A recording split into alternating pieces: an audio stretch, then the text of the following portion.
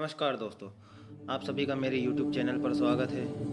आज का हमारा विषय है श्रीमद् भगवत गीता के पहले अध्याय का महात्म्य। इसमें श्री पार्वती जी ने कहा, भगवान आप सब तत्वों के ज्ञाता है। आपकी कृपा से मुझे श्री विष्णु संबंधी नाना प्रकार के धर्म सुनने को मिलते जो समस्त लोक का उद्धार करने वाले हैं। देवेश, अब मैं गीता का महात्म्य सुनना चाहती हूँ, जिसका श्रवण करने से श्री हरि में भक्ति बढ़ती है। श्री महादेव जी बोले, जिनका श्री विग्रह अलसी के फूल की भांति श्याम वर्ण का है, पक्षीराज गरुड़ ही जिनके वाहन हैं, जो अपनी महिमा से कभी च्युत नहीं होते तथा शेषनाग की शैया पर शयन करते हैं, उन भगवान महाविष्णु की हम उपासना करते हैं। एक समय की बात है, मरु दैत्य के नाशक भगवान विष्णु शेषनाग के रमणीय आसन पर सुखपूर्वक विराजमान थे। उस समय लोगों को आनंद देने वाली भगवती लक्ष्मी ने आदरपूर्वक प्रश्न किया। श्री लक्ष्मी जी ने पूछा, भगवान आप संपूर्ण जगत का पालन करते हुए भी अपने ऐश्वर्य के प्रति उदासीन से होकर जो इस क्षीर सागर में नींद ले रहे हैं, इसका क्या कारण है? भगवान बोले, सुमुखी, मैं नींद नहीं लेता हूँ, अपितु तत्व का अनुसरण करने वाली अंतर्दृष्टि के द्वारा अपने ही माहेश्वर तेज का साक्षात्कार कर रहा हूँ।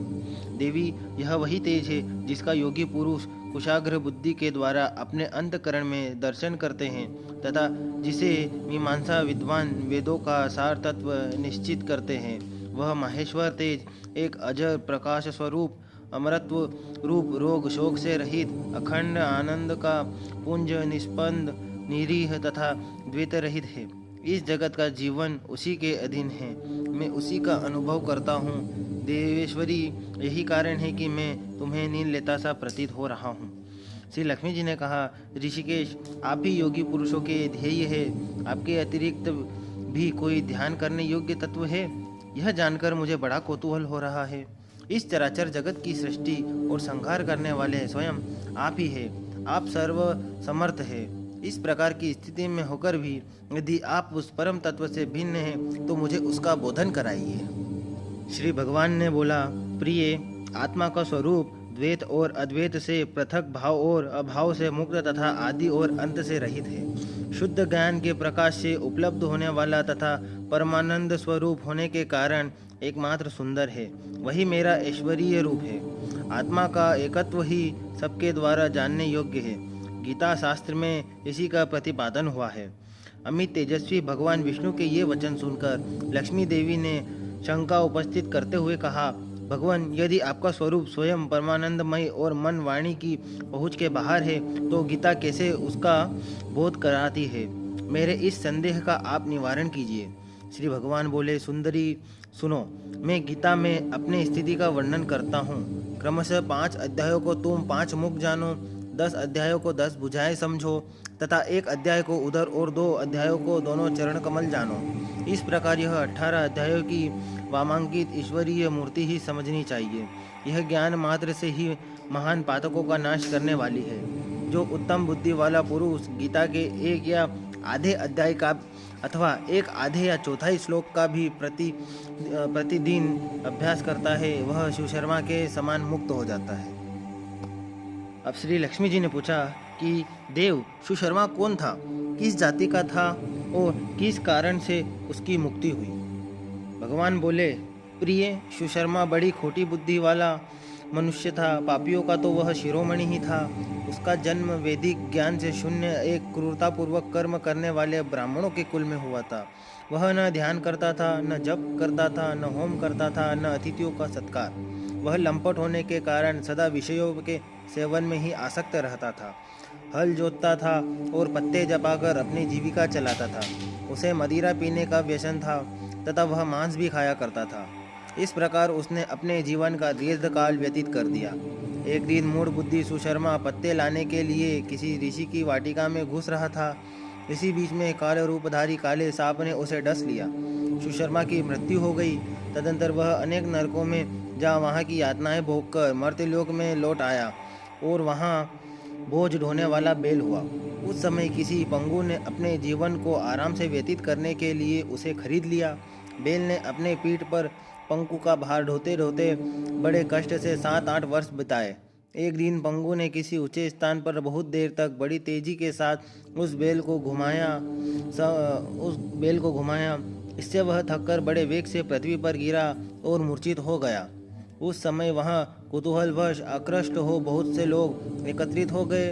उस जन समुदाय में से किसी पुण्यात्मा व्यक्ति ने उस बेल का कल्याण करने के लिए उसे अपना पुण्य दान किया। तत्पश्चात कुछ दूसरे लोगों ने भी अपने अपने पुण्यों को याद करके उन्हें उसके लिए दान किया। उस भीड़ में एक वेश्या भी खड़ी थी। उसे अपने पुण्य का तो पता नहीं था, तो भी उसने लोगों की देख में उसे बेल के लिए कुछ पुण्य कर दिया। तदनंतर यमराज के दूत उस मरे हुए प्राणी को पहले यमपुरी में ले गए। वहाँ यह विचार कर कि यह वेश्या के दिए हुए पुण्य से पुण्यवान हो गया है, उसे छोड़ दिया गया। फिर वह भूलोक में आकर उत्तम कुल और शील वाले ब्राह्मण के घर में उत्पन्न हुआ। उस समय भी उसे अपने पूर्व जन्म की बातों का स्मरण बना रहा। बहुत दिनों के बाद अपने अज्ञान को दूर करने वाले कल्याण तत्व का जिज्ञासु होकर वह उस वेश्या के पास गया और उसके दान की बात बताते हुए उसने पूछा, तुमने कौन सा पुण्य दान किया था? वेश्या ने उत्तर दिया, वह पिंजरे में बैठा हुआ तोता प्रतिदिन कुछ पढ़ता है, उससे मेरा अंतःकरण पवित्र हो गया है। उसी का पुण्य मैंने तुम्हारे लिए दान किया था। इसके बाद उन दोनों ने तोते से पूछा।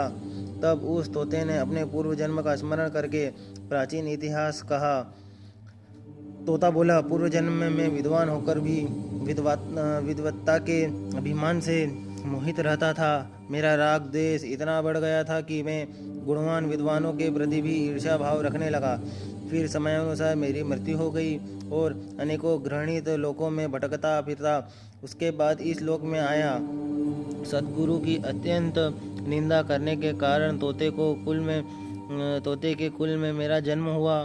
पापी होने के कारण कोटी अवस्था में ही मेरे माता पिता से वियोग हो गया। एक दिन में ग्रीष्म ऋतु में तपे हुए मार्ग पर पड़ा था। वहाँ से कुछ श्रेष्ठ मुनि मुझे उठा लाए और महात्माओं के आश्रम के भीतर एक पिंजरे में उन्होंने मुझे डाल दिया। वहीं मुझे पढ़ाया गया। ऋषियों के बालक बड़े आदर के साथ गीता के प्रथम अध्याय की आवृत्ति करते थे। उन्हीं से सुनकर मैं भी बारंबार पाठ करने लगा। इसी बीच में एक चोरी करने वाले बहेलिये ने मुझे वहाँ से चुरा लिया। तत्पश्चात इस देवी ने मुझे खरीद लिया। यही मेरा वृत्तांत है जिसे मैंने आप लोगों से बताया। पूर्व काल में मैंने इस प्रथम अध्याय का अभ्यास किया था, जिससे मैंने अपने पापों को दूर किया है। फिर उसी से इस वेश्या का भी अंतःकरण शुद्ध हुआ है और उसी के पुण्य से ये द्विजश्रेष्ठ सुशर्मा भी पाप मुक्त हुए हैं। इस प्रकार परस्पर वार्तालाप और गीता के प्रथम अध्याय के महात्म्य की प्रशंसा करके वे तीनों निरंतर अपने अपने घर पर गीता का अभ्यास करने लगे। फिर ज्ञान प्राप्त करके वे मुक्त हो गए। इसीलिए जो गीता के प्रथम अध्याय को पढ़ता, सुनता तथा अभ्यास करता है, उसे इस भवसागरों को पार करने में कोई कठिनाई नहीं होती। बोलो सत्यनारायण भगवान की जय।